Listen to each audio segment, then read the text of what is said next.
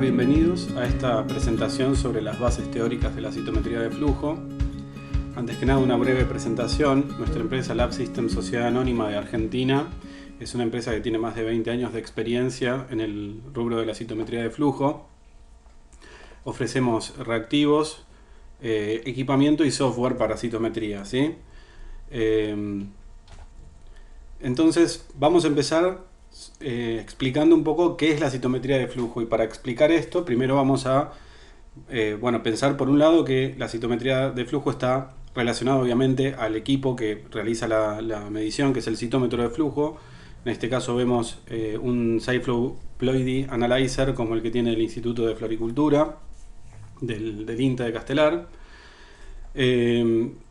Y para explicar qué tipo de mediciones hace, bueno, primero podemos entender, en base a el nombre de la técnica, la citometría de flujo, nos da a pensar que lo que va a estar haciendo es mediciones sobre células y en un flujo que más adelante voy a explicar. Esto es particularmente importante, pero si bien en general los usuarios tienden a pensar en la citometría como una técnica para aplicar a células, en realidad se puede aplicar a cualquier tipo de partícula en suspensión que esté dentro de ciertos rangos de tamaños, que va a depender el citómetro que estemos usando, el equipo que estemos usando, el rango de partículas que vamos a poder analizar.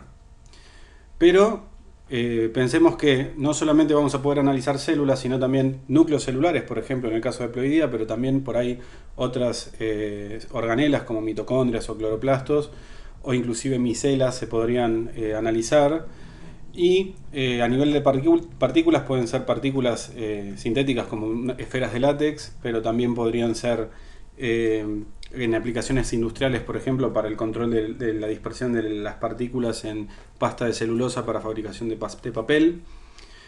Y también se pueden analizar moléculas que están disueltas en solución, utilizando una partícula así, con monoclonales anticuerpos absorbidos a la superficie que pueden capturar el soluto y luego utilizar un anticuerpo secundario para marcarlo. Ahora, esto a priori parece contrario a lo que uno generalmente piensa. O sea, es correcto que el citómetro de flujo solo va a poder analizar suspensiones, pero bueno, utilizando este tipo de diseños también podríamos analizar algunos analitos que están en solución, ¿sí? Ténganlo presente.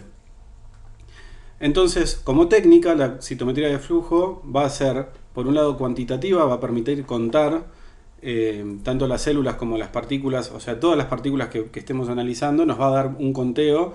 Algunos equipos también nos pueden informar la concentración de esas partículas en el tubo donde tenemos cargada la muestra.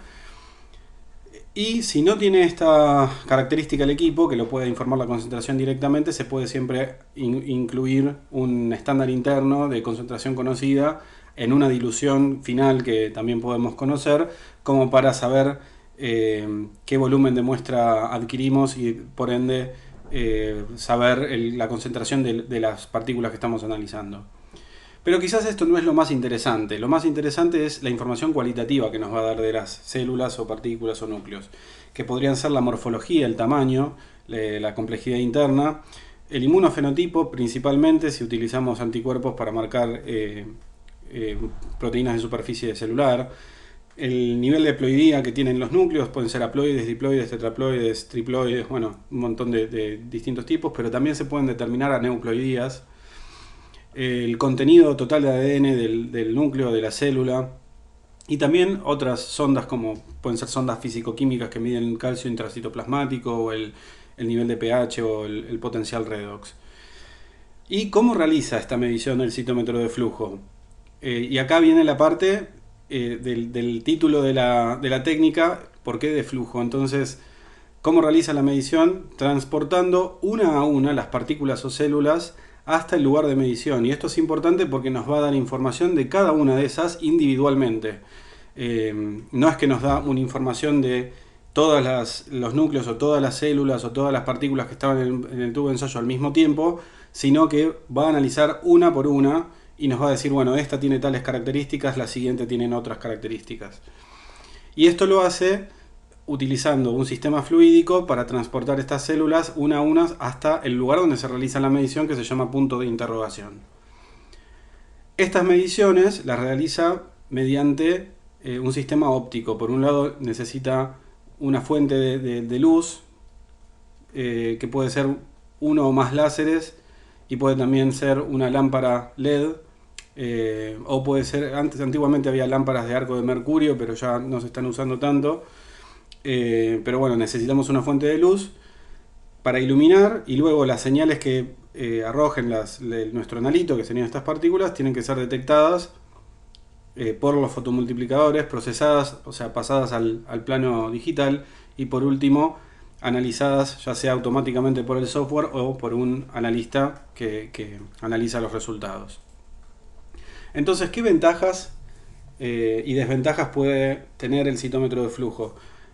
Este resumen lo tomo de acá, cito la fuente de donde lo adapté. Quizás yo siento un poquito desactualizado, pero está bueno para que surja la discusión y analizar un poquitito el estado de la citometría. Entonces, la principal ventaja es que puede analizar una cantidad muy alta de eventos por segundo.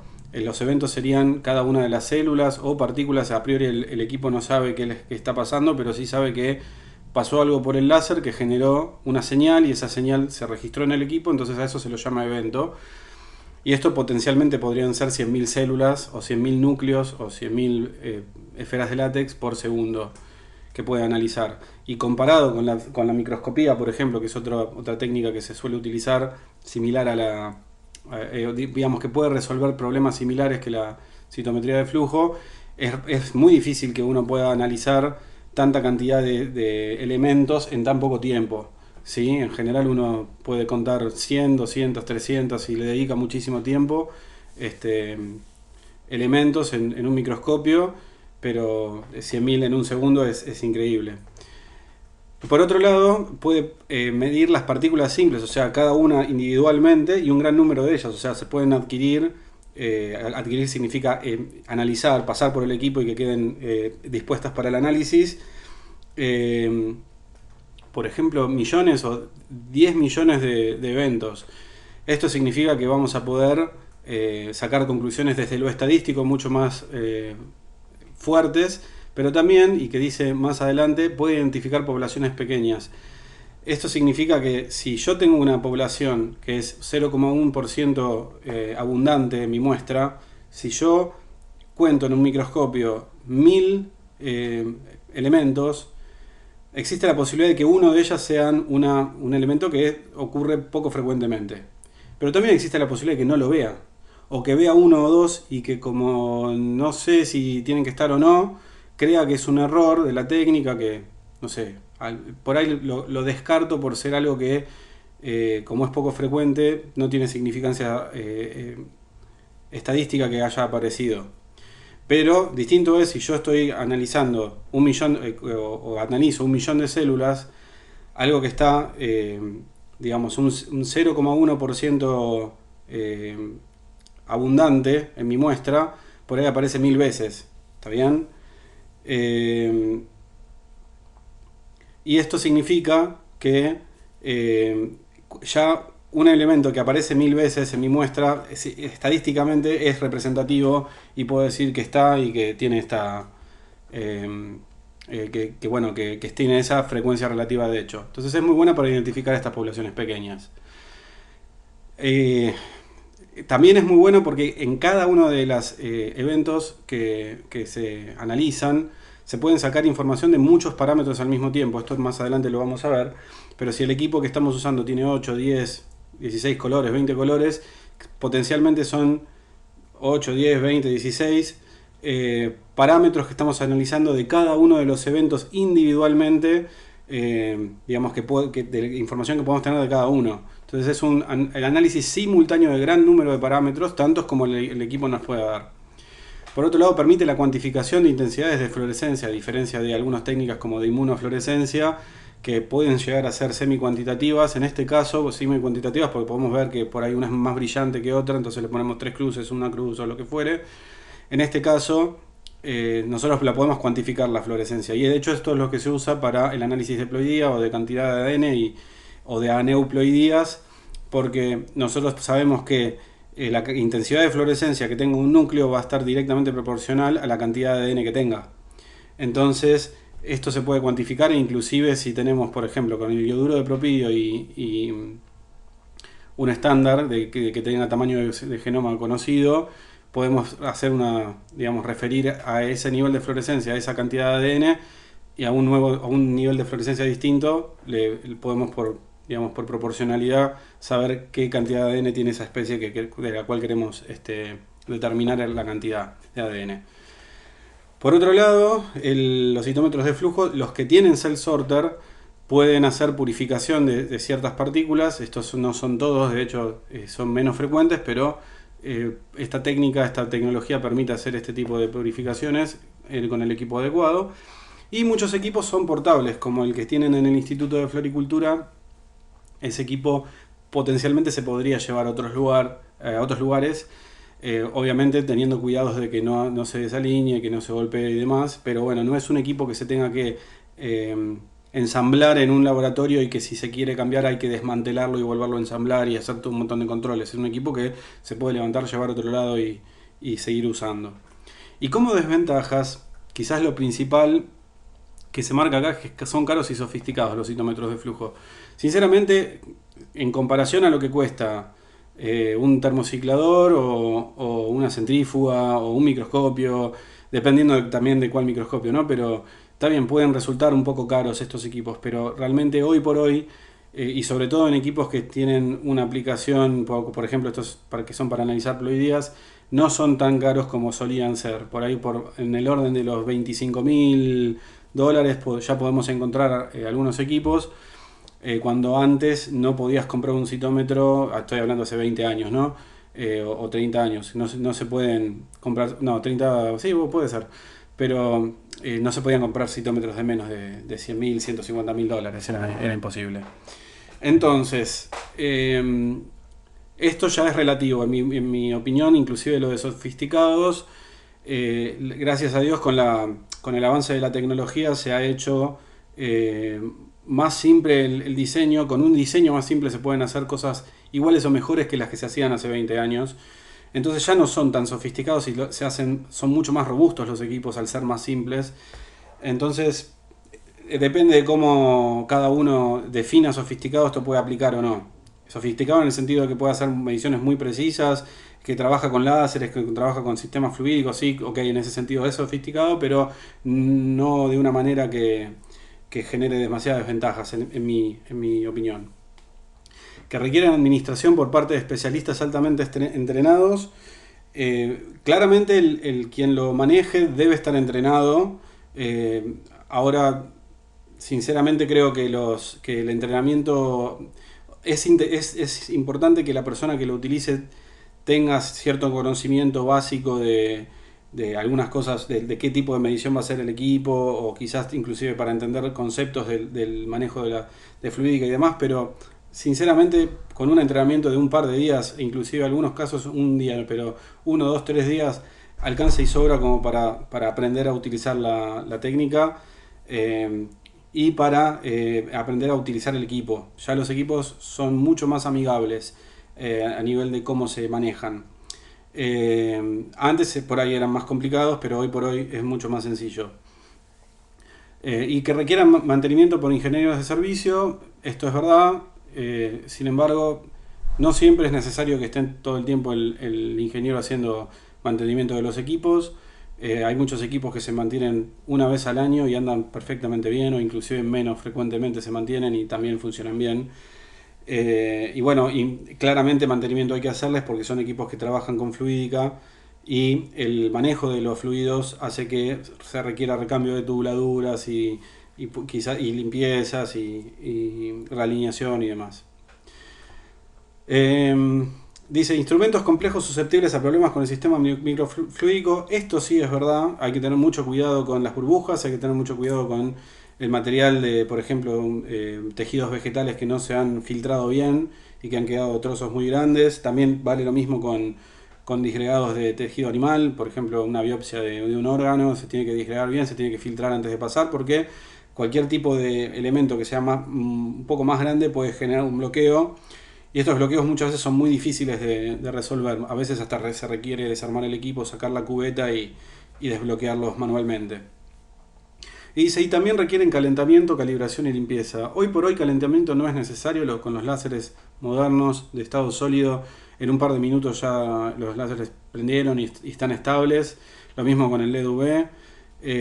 Esto sí era muy importante con los láseres de estado gaseoso, como el de ion argón, o como la lámpara de arco de mercurio para emisión UV. Pero sinceramente hoy no es tanto problema. Respecto de la calibración, yo acá diría control más que calibración, porque en general el equipo se controla que esté andando bien. No es necesario recalibrar cada vez el equipo, aunque se podría hacer, pero en general son estables si se cuidan sobre todo la estabilidad del flujo.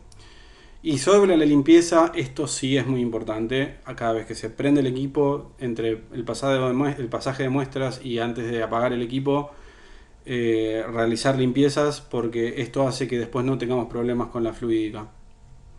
Que se necesitan partículas simples, sí, esto también es una limitante. No se puede trabajar con el tejido completo, hay que disgregarlo. El tejido completo no puede pasar por el citómetro, y al disgregar ¿cómo se llama? El tejido, se pierde la estructura. Yo no puedo saber si un núcleo o una célula estaba al lado de otra o cómo estaban dispuestos en el tejido, porque al disgregarlo lo pierdo. Entonces esto claramente es información que sí les va a dar por ahí un corte histológico, pero claramente no se lo va a dar el citómetro.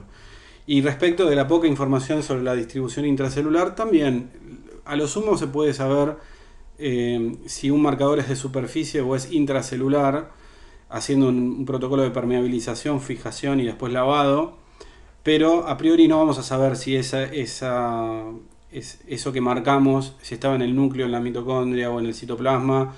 La realidad es que no lo vamos a saber a priori. Entonces, ¿cómo hace el equipo para realizar las mediciones? Para eso necesita tener un sistema fluídico, un sistema óptico y un sistema electrónico, y el software de control, ¿sí? El sistema fluídico para tomar la muestra, transportarla hasta donde se va a hacer el análisis y luego desecharla. La muestra, y el shift fluid, que es el fluido que va a transportar la muestra. El sistema óptico se va a encargar de la iluminación, la excitación por parte de la fuente de luz, el láser o el LED UV. Pero luego la luz que por difracción o por fluorescencia salga de la muestra, se tiene que recolectar, entrar en el banco óptico, se irá a cada uno de los fotomultiplicadores correspondientes, y en el fotomultiplicador se detectarán los fotones que llegan. Y el fotomultiplicador forma parte en realidad de la interfaz entre el sistema óptico y el electrónico, dado que generará pulsos de voltajes que se tienen que convertir. Estas señales van a ser analógicas y se tienen que convertir a señales digitales y almacenar esos datos y procesar con el software del control del equipo para luego sacar. Bueno, el software lo puede analizar el mismo software automáticamente o el analista. Entonces este es un diagrama sencillo de cómo es que todos estos puntos convergen. Vamos a tener por un lado el sistema fluídico, una suspensión celular o de partículas de algún tipo que entran dentro del equipo, y el shift fluid o shift liquid dicen acá. Más adelante les voy a mostrar un poquitito más de esto. El shift fluid va a terminar transportando a las células o a las partículas hasta el punto de interrogación, que está acá dentro de lo que es la cubeta de flujo. El láser, que forma parte del sistema óptico, va a iluminar, va a estar constantemente encendido, ¿no? Entonces, al pasar por ahí el evento, se ilumina. Por eso se dice que es un citómetro de flujo, porque la medición no se hace de una manera estática. No es que la célula está ahí estática, se ilumina y se toma como una suerte de foto, sino que el láser está siempre prendido, la célula va a ir pasando, se va a iluminar y va a seguir de largo y se va a ir. La célula o el núcleo o la partícula.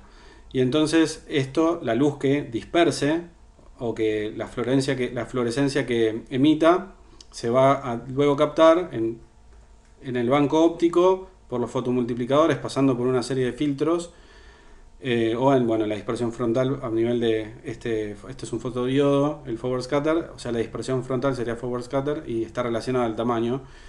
Luego todas esas señales van a la computadora y se analizan, ¿sí? El sistema fluídico se mueve a través de bombas, pueden ser bombas con presión de aire, pueden ser, si no, bombas peristálticas, por ejemplo, o bombas de jeringa que pueden transportar aire o fluidos, y generalmente se encuentran electroválvulas que hacen que el flujo vaya para un lado o para otro del sistema fluídico, ¿sí? Bueno, otra parte del sistema fluídico, que es la cubeta de flujo, esta en realidad forma parte tanto del sistema fluídico como del sistema óptico.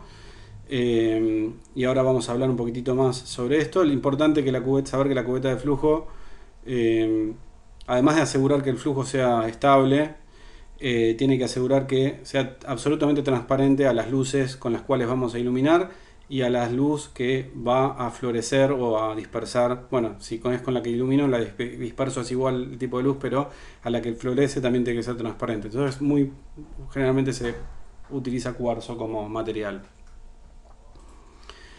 Esto es muy importante, tiene que ver con cómo se realiza el enfoque de la muestra, cómo se transporta la muestra y cómo se hace que siempre se generen señales muy precisas, ¿sí? Entonces la muestra se inyecta mediante esta aguja. Por ejemplo, en este caso el flujo de esta cubeta es desde arriba hacia abajo. En la de los equipos de Sysmex, que previamente eran de Partec, son de abajo hacia arriba. Eso da exactamente lo mismo. Pero una vez que se inyecta la muestra, acá tenemos el líquido con la muestra, adentro va a tener las células, ¿sí? O las partículas, los núcleos. Y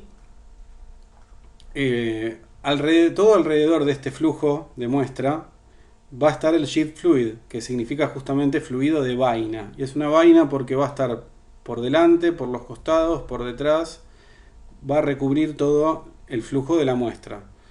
Y este sheath fluid es muy importante que se mueva con un flujo con régimen laminar.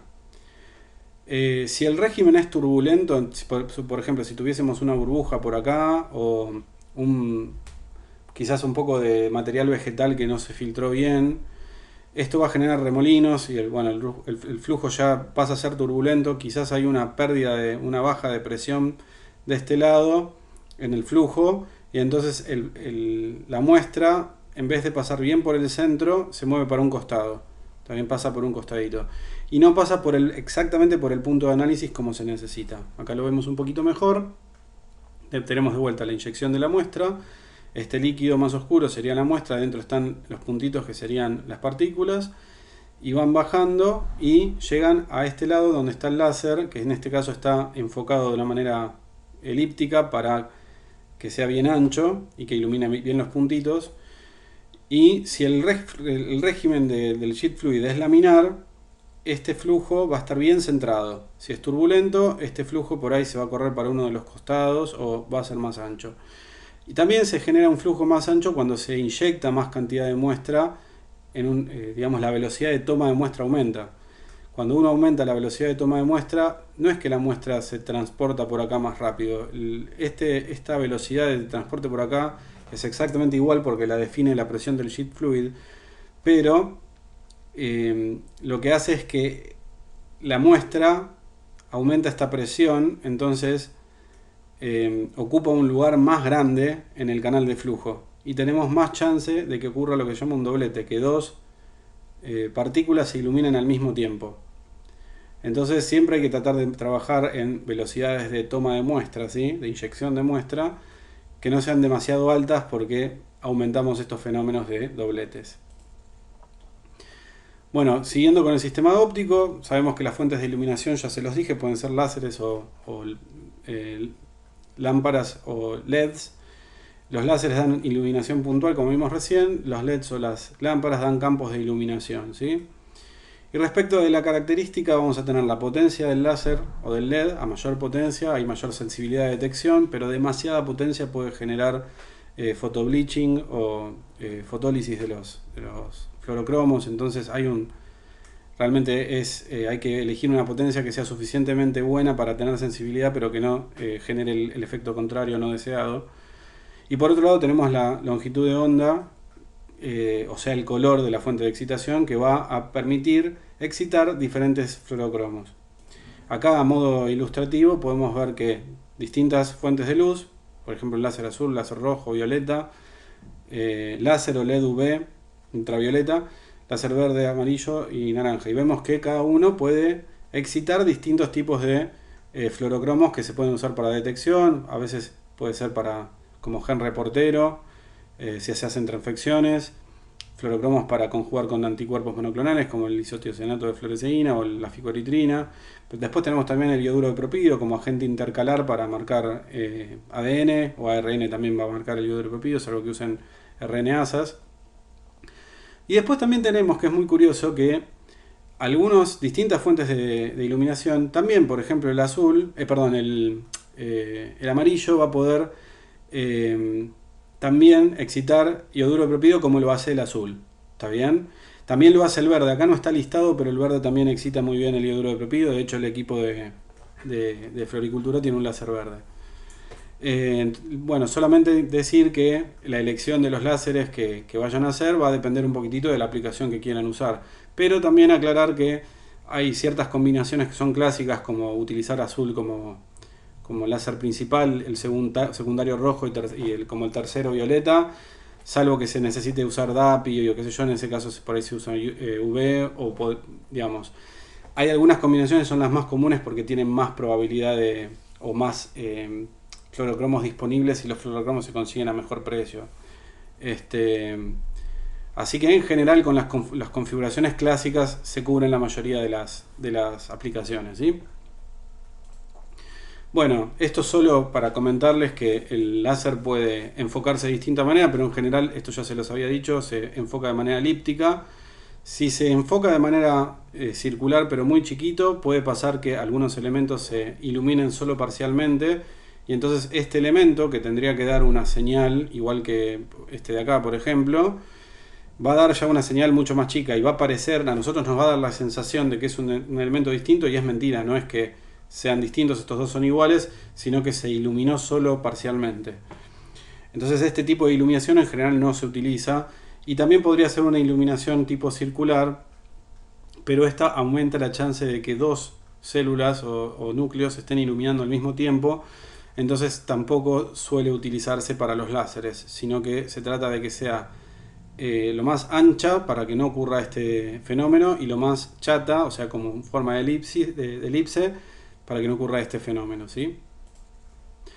Otro ejemplo de banco óptico, esto sería un banco óptico tipo octogonal, ¿está bien? Es otro diagrama.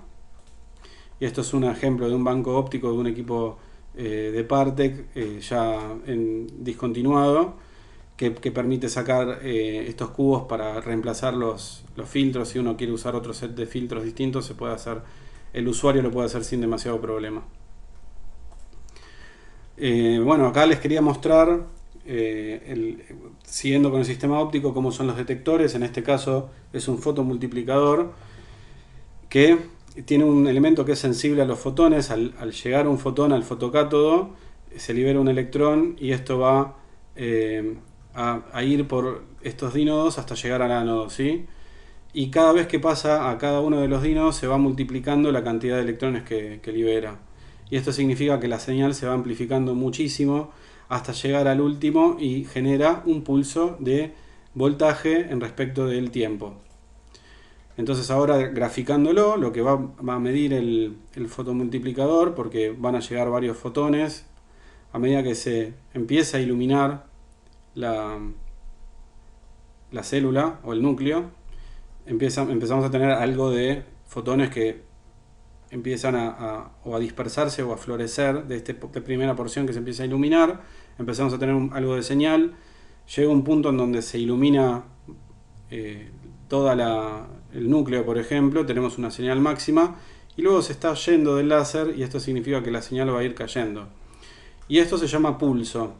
Este no es el gráfico, el histograma que nosotros vemos, ¿sí? Esto es algo que solamente recibe el equipo de manera interna, y saber que este pulso tiene un alto, un ancho y un área bajo la curva, y que generalmente se utiliza o el alto o el área bajo la curva para decir, bueno, este núcleo tiene una señal así de alta, por ejemplo, entonces corresponde que tenga un valor alto, está bien, de intensidad de fluorescencia, y si es más chiquito o tiene menos cantidad de ADN, por ejemplo, va a tener una señal mediana, y si es mínima va a ser muy bajita, y así es como vamos a poder ir sabiendo qué cantidad, por ejemplo, de ADN tenía cada uno de estos núcleos que fueron pasando, ¿sí? Porque cada uno que pasa genera un pulso de estos distintos y después se van a ir registrando o en un histograma o en otro tipo de gráfico, ¿sí?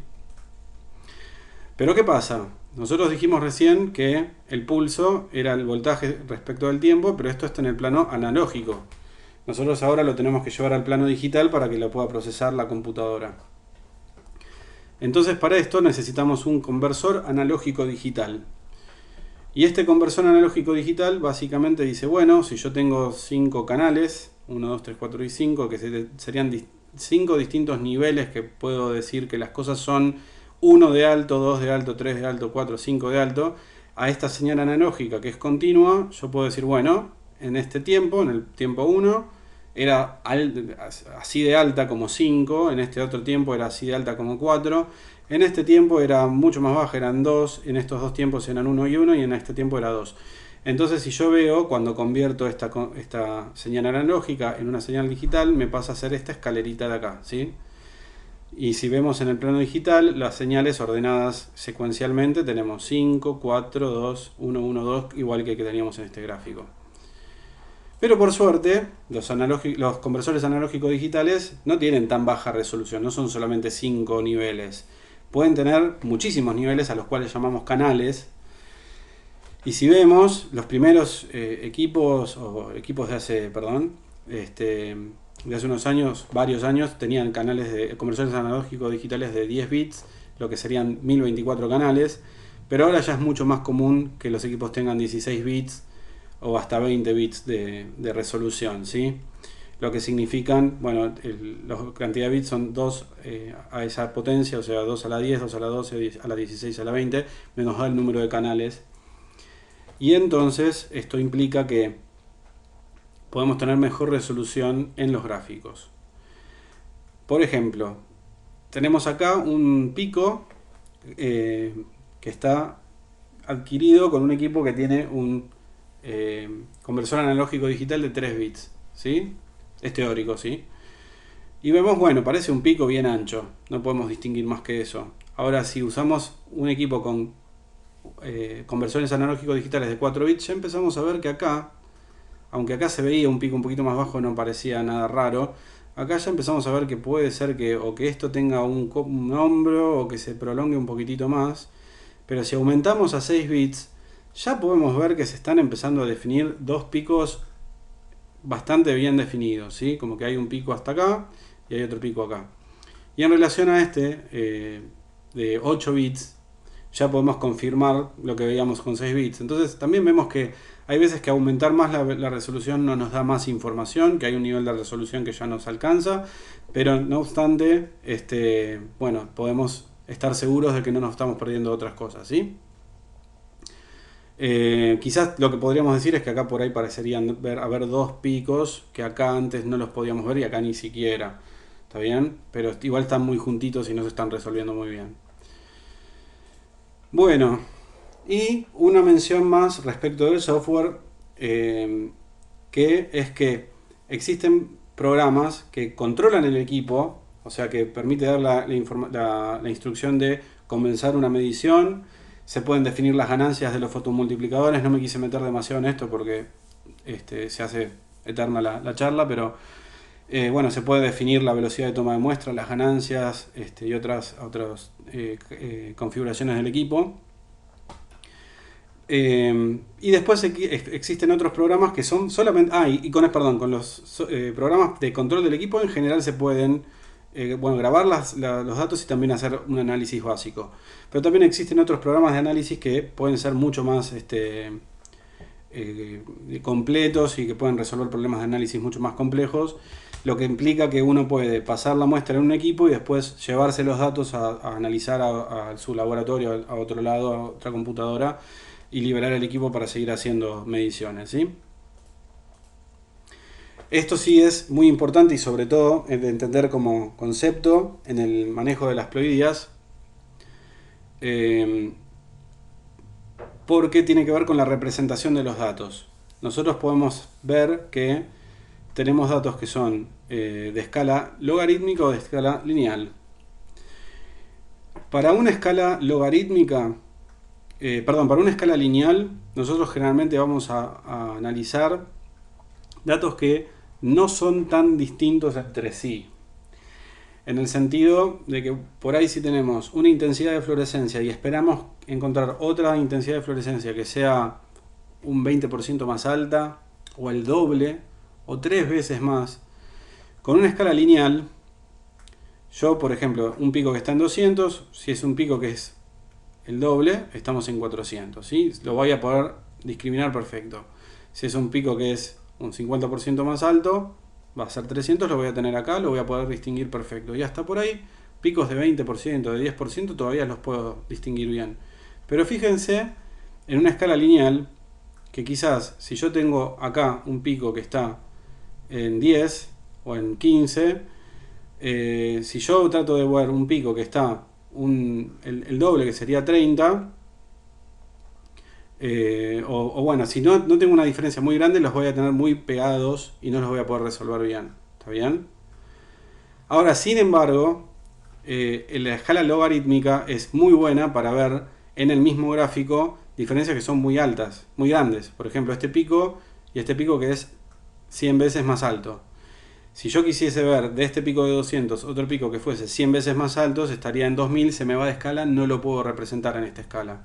Entonces la selección de la escala logarítmica o lineal tiene que ver con el tipo de señales que vamos a ver. Si vamos a trabajar con ADN, por ejemplo, ya sea ciclo celular, ploidía, aneuploidías, cantidad de ADN total, la escala lineal es la más adecuada porque en general no encontramos cosas que sean 100 o 1000 veces más intensas una que la otra. Las diferencias de intensidades van a ser o la mitad, o el doble, o el triple, o 4 veces más, o a veces un 20% más, o un 10% más o menos. ¿Está bien? Entonces la escala lineal es la más adecuada. Para la expresión de un marcador de superficie con un anticuerpo monoclonal marcado fluorescentemente, y por ahí sí, el negativo, cuando hay ausencia, tiene una cantidad de intensidad de background, y el positivo es 1000 veces más intenso. Entonces, si no uso una escala logarítmica, no lo puedo ver. Bueno, esto muy levemente, ya probablemente saben perfectamente qué es lo que es un histograma. Esto es cómo se pueden representar los datos en el citómetro. En general se usan histogramas para representación de un solo parámetro. Entonces lo que tenemos es el conteo de cuántos eventos tienen una determinada intensidad de fluorescencia, ¿no? Y en este caso el ejemplo es de alturas de un colegio, si no me equivoco, en donde tenemos, por ejemplo, un chico o una chica, no llegamos a ver bien, que es muy, muy bajito, y después vemos que, por ejemplo, en estos rangos hay un montón de chicos que entran dentro de este rango, ¿sí? De alturas. Entonces se van como acumulando uno al lado del otro, uno atrás de otro, perdón, y nos da un pico, y esto nos da una distribución de alturas, porque tenemos de estos, no sé, por ahí más de 25 chicos que tienen esta altura, y acá teníamos menos, ¿sí? Entonces esto, bueno, el histograma clásico lo conocen. Ahora, aparte del histograma en citometría de flujo, podemos usar representaciones de dos parámetros, por ejemplo, ¿no? Hay otro tipo de representaciones, son más complejos, pero con que conozcan esto es más que bien, está más que bien. Este tipo de representaciones se llaman dot plots, o sea, diagramas de puntos, y son como si fuese un gráfico de correlación, en donde cada puntito representa una célula, una partícula, un evento, ¿ok? Y acá tenemos dos parámetros, fluorescencia roja y fluorescencia verde. Y ahora nosotros vemos que hay dos histogramas. Este histograma de fluorescencia verde es exactamente igual a este tipo de histograma de fluorescencia verde. Después tenemos el otro histograma de fluorescencia roja, exactamente igual a este histograma de fluorescencia roja. Y si vemos estos, podemos ver que nosotros, viendo el histograma solamente, no podemos saber si esta población, si en este piquito hay eventos que tienen Fluorescencia verde únicamente. Fluorescencia verde sabemos que tienen, porque están bien tirados a la derecha, lo que significa que tienen mucha intensidad de fluorescencia verde. ¿Está bien? Porque esto es intensidad de fluorescencia versus el conteo de eventos. Pero no podemos saber si estos además tienen fluorescencia roja, porque el histograma no nos da más información.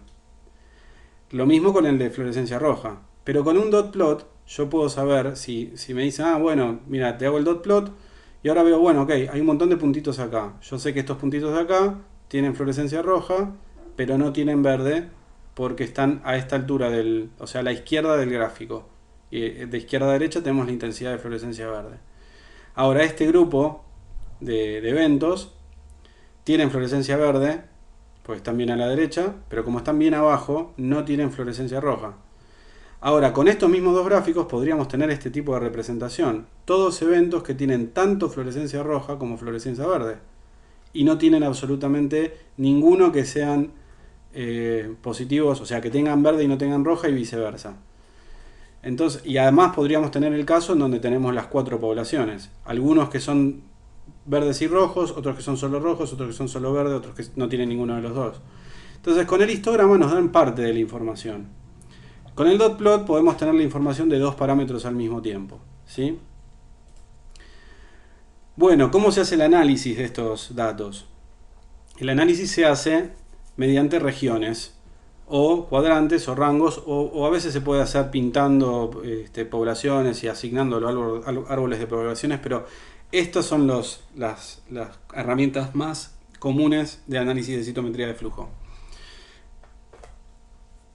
Las regiones pueden ser poligonales, por ejemplo, o sea, si yo veo que acá tengo un grupo de células que son linfocitos, las puedo generar un polígono o un círculo y las selecciono y digo, bueno, ahora voy a trabajar con estas y puedo filtrar estos datos, decirle, bueno, aplico un gate que sería como un filtro, es decir, solo mostrame ahora los linfocitos, ¿sí? Y entonces yo no estoy viendo estas de acá que van a ser granulocitos, o sea, neutrófilos y eosinófilos, por ejemplo, ¿sí? Los basófilos no aparecen en esta zona. Bueno, y acá puedo generar cuadrantes, porque veo, bueno, tengo algunas células que son positivas para CD4, pero que no marcan CD8, y en este caso son positivas para CD8 y no marcan CD4. Entonces genero este cuadrante que es como una cruz y digo, bueno, en este cuadrante casi no tengo eventos, acá tengo tantas posibilidades de eventos y qué sé yo. Y por último tenemos las regiones, que en el caso de los histogramas son las que más vamos a usar, porque estas son, los rangos. Estas son regiones de un solo parámetro, ¿sí? El rango sería a veces le dicen marker, en otros fabricantes le dicen marker, pero bueno, seleccionan un pico en base a este tipo de rango, ¿sí?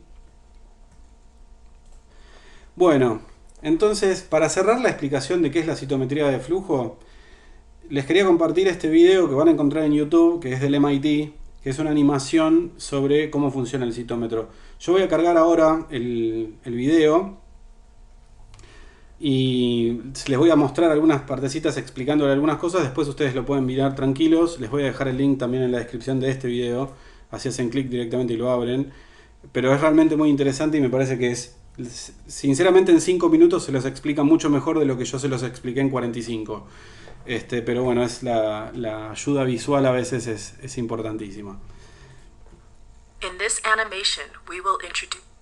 Bueno, saco un poco el audio y les voy mostrando algunas partes del video, ¿sí? Entonces, después lo pueden ver entero ustedes. Lo que me interesa es, bueno, acá tenemos la toma de muestra, se transporta y la muestra va pasando por la cubeta de flujo. Ahí vemos cómo se va enfocando porque el sheet fluid va como acomodando los núcleos, pongamos, en el centro. Y luego van pasando siempre por el mismo lugar. En este caso la cubeta de flujo es abierta, pero podría ser cerrada y que todo esto ocurriera en líquido, no pasa nada. Y ahí cada uno de los núcleos van a ser iluminados y cada vez que se ilumina cada uno se generan señales que van a ser recolectadas por los fotomultiplicadores, ¿sí? Entonces, acá vemos que distintas partículas, distintas células, núcleos, van a generar tamaños distintos, o mejor dicho, intensidades distintas de luz. En este caso en dispersión frontal, que está muy relacionada al tamaño de la célula, ¿sí? O del núcleo o de la partícula. Muy bien. Y una vez que pasa ese evento, vemos que según el tamaño que tiene va a generar un pulso que va a tener distinta altura. Y estos después se van a registrar en distintos histogramas, ¿sí? Bueno, después tenemos también que al pasar una célula por el láser va a generar dispersión lateral de la luz también, según su complejidad interna. Y cuanto más compleja sea, va a generar una dispersión lateral que sería el side scatter, que este parámetro sí lo tiene el citómetro del Instituto de Floricultura. Y entonces vamos a poder ver la complejidad celular, y refiriéndose el forward scatter, que sería el tamaño y la complejidad celular, podemos distinguir distintas poblaciones. Esto es para sangre periférica normal. Tenemos los linfocitos, los monocitos y los neutrófilos. Acá también estarían los eosinófilos, pero bueno, principalmente los neutrófilos, ¿sí? Y por otro lado tenemos las fluorescencias, la cantidad de parámetros que nos va a dar cada... digamos que si nosotros marcamos con varios distintos monoclonales o sondas fluorescentes, vamos a tener que cada célula o núcleo puede tener más de un color. Y entonces ahí podemos ver que, por ejemplo, algunas presentan todos, otras presentan solo algunos. Y lo que vemos es que individualmente de cada uno de los núcleos o células que pasen y sean analizados, vamos a tener toda esa información al mismo tiempo. ¿Está bien? Bueno, creo que con esto más o menos explicamos cómo son las bases de la citometría de flujo, cómo es el funcionamiento. Obviamente es una técnica que da para 1000 cosas más, pero bueno, no quería dejar de nombrar todo esto. Muy rápidamente les voy a comentar un poquitito las aplicaciones. Obviamente que las aplicaciones de la citometría va a depender muchísimo de qué equipo tienen. No es lo mismo un equipo que está pensado para hacer ploidía solamente que un equipo que tenga 20 colores y que podamos hacer un montón de cosas distintas. Pero también va a depender del diseño del protocolo experimental. No es lo mismo que uno diseñe para marcar distintos tipos de células con distintos tipos de reactivos y de los reactivos que tenemos disponibles. O sea, la conjunción de estas tres cosas nos va a decir qué aplicaciones podemos hacer con el equipo. Y las aplicaciones más clásicas les comento muy rápidamente: los usos en clínica, el conteo de CD4 para seguimiento de pacientes con HIV, para saber el estado inmunológico. Después tenemos inmunofenotipificación básica para saber cómo está el estado inmune de un paciente, pero también inmunofenotipificación para la ayuda al diagnóstico de leucemias y linfomas, el seguimiento del tratamiento de la enfermedad mínima residual para leucemias y linfomas, el diagnóstico de inmunodeficiencias, usos en anatomía patológica, por ejemplo, para ver el estudio de tumores sólidos. Bueno, habíamos dicho determinación de citoquinas. Usos terapéuticos muchos no tienen, pero algunas se podría llegar a hacer aislamientos de células CD34 para cultivo y después autotransplante. El sexado de espermatozoides todavía no se está usando, se plantea únicamente no para elegir el sexo del hijo que uno va a tener, sino para casos en donde se puede prevenir una enfermedad ligada al sexo que termina siendo inviable para el feto. Para esto se estaba empezando a tratar, pero todavía no es algo que esté, al menos que yo sepa, no se está practicando. Y a nivel usos industriales, tenemos control de calidad microbiológico. Esto porque se pueden hacer conteo de bacterias de una manera mucho más rápida que en un cultivo. O sea, esto se puede tener resultados en un par de horas, y en el cultivo por ahí tarda semanas. El seguimiento de procesos fermentativos, hay una aplicación muy importante en el control de la fermentación en producción de vinos, para la detección temprana de las contaminaciones por bretanomices, que si uno las puede asegurar que el vino no va a tener, no le agrega conservantes que no necesita, y esto aumenta muchísimo el valor del vino. Y si se detecta de manera temprana, por ahí también se agrega menos cantidad de conservantes y se genera un vino que tiene mayor valor después. Bueno, control de calidad de alimentos también a nivel microbiológico, industria farmacéutica, también relacionado con el control de calidad microbiológico.